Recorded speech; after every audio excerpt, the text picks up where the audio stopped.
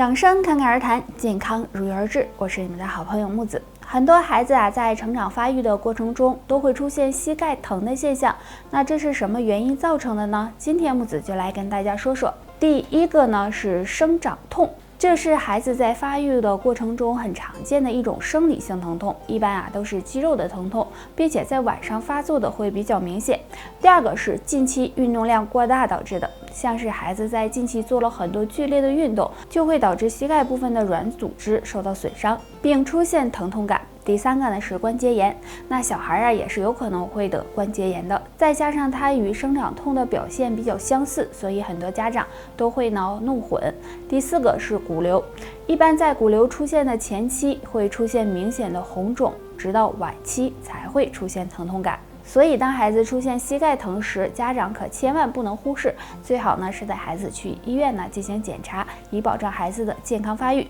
好了，本期内容就说到这儿了，大家还有什么问题可以在评论区留言，我们下期见，拜拜。长寿是很多人都想拥有的，但想要长寿也并不简单。通常寿命长的人身上都会有一些特征，比如下面这两个地方会比较通，你站得越多，或许越容易长寿。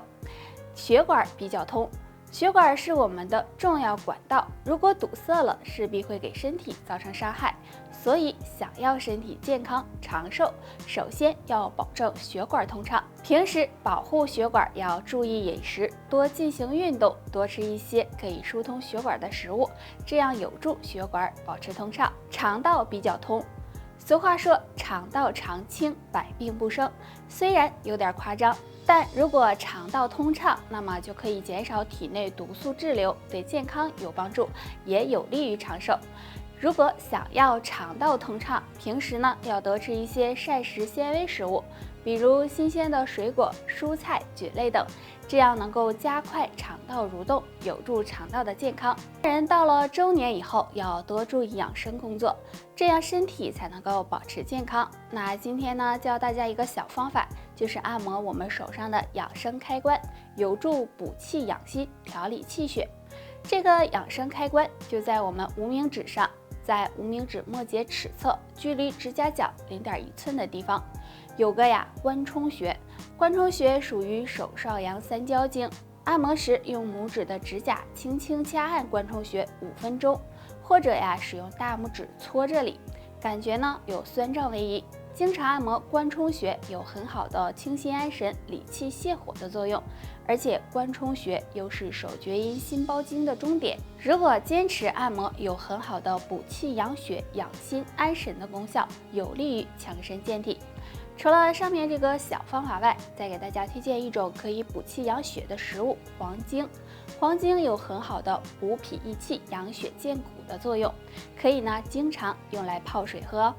人到中年以后，经常会出现耳聋、耳鸣、腰酸背痛、头晕、眼花等症状。其实在我们的手腕处有一个养老穴，如果经常的刺激它，可以起到很好的养生效果。养老穴位置很好找，我们可以先将掌心向下，然后将另一只手的食指放在手腕凸起骨头的最高点，曲肘掌心转向胸前，食指刚好落在这个凸起骨头的缝隙中，这里就是养老穴了。养老穴是手太阳小肠经常用的腧穴之一，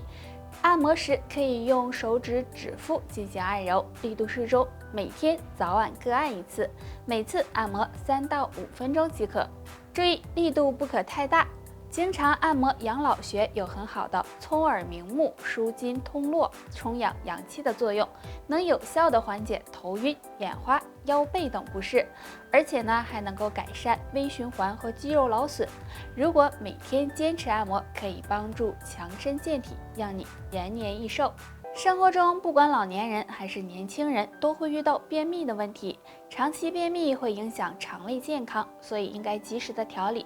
便秘时除了用开塞露外，大家还可以用按摩的方法。在我们手臂上有个通便穴——支沟穴。支沟穴在我们腕背横纹上3寸，大约4个手指宽，耻骨和桡骨之间。支沟穴属手少阳三焦经，具有调理气机、清利三焦、通便利腑的功效。按摩时，我们可以用中指指尖按摩，垂直的按压，